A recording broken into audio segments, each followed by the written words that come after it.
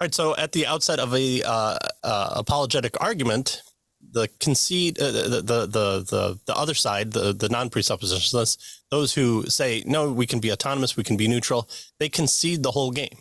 They adopt a presupposition contrary to the conclusion they wish to argue, and they seek to gain knowledge of God by adapting a non-theistic epistemology, how we know things.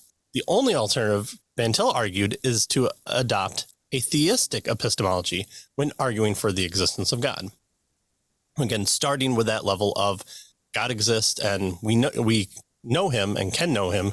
And from there, that's how we know things, instead of the other way of, well, okay, you reason up from you and then see if you can reach a conclusion of God.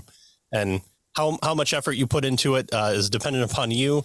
And, if you're being truly honest, then you'll absolutely come to know God, except for those people that stick their fingers in the air and close their eyes or don't want to see the way that the things that you are. If you just argue a little bit harder, you'll get them there, or you'll force them in, or, you point a gun at their head and say, believe in God. And that's, if they come to belief in it through that way, then there you are.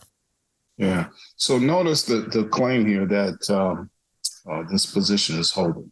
So as you mentioned, right, this whole issue of autonomy and neutrality. Can we know, experience, function without, reference, or even without God, not just reference to God, but without God? And if we say yes, if we can say, well, yes, we can, let's just, we can have reason and experiences and that sort of thing without God's existence. Van Til is claiming that kind of gives away everything. I mean, now we're standing on what we think is a neutral position where we're all arguing from. And Van Til says that's not the way it works, right? So there is no, what he's going to eventually say, there is no neutrality, right? There is no common way to stand on this ground. That's what he's getting at here. And so we have to, what he says is when we do that, we've adopted a presupposition that's contrary to the conclusion that we wish to argue, right? So our conclusion is that God exists. So let's just start by saying, well, he really doesn't. Now, how far does that get us? Well, he says, no, we don't want to do that, right? We're adopting a position that's contrary to where we're headed. And so that's part of where he's going.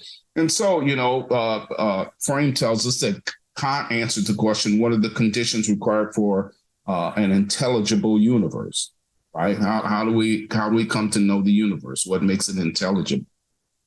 And of course, he answered that with his, phenomena and noumena distinction and his transcendental aesthetic and analytic. Van Til asks the same question, but he gives a different answer, right? He says the condition of universal intelligibility is the biblical God. That approach seems to be viciously circular, Frame tells us, presupposing God in our epistemology and then using that epistemology to prove his existence. Clearly, that's kind of circular, right? But Van Til answers the charge of circularity, Frame tells us, by claiming that Christian circles, right, the Christian circle is the only kind that renders reality intelligible on its own terms. And so if you don't assume it, then you can't, reality is not intelligible, is what he's arguing. We can't have knowledge if we don't have this basic assumption. So what's the basis? What allows us to have knowledge? What's the preconditions for intelligibility is the way to put it, right?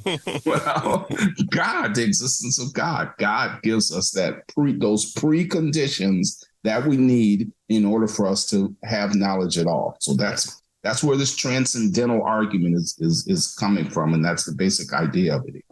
Right. Isn't it Zeno's paradox of you can never get where you are because you're always taking half and you have an infinite regress? Well, this is like asking, well, okay, what's the makeup of an atom? Well, an atom is electrons, neutrons, protons. Okay, what makes a proton? Well, there's quarks and all these other things. And then it's just asking that question kind of all the way down and never assuming that there is a basic building block that can't be divided anymore. That is the thing that makes up all reality, or we just have continued on forever and everything is infinite and we can never get to where we're at because we're always traversing a series of infinites, which isn't possible because look, I've finished a sentence, period. So, I've ended the universe by ending the sentence with a period. And so here, Van Til is saying, no, while it seems viciously circular, when you ask for an ultimate standard and we give you one, you can't say, well, who made God? No, that's the starting point for all existence is God.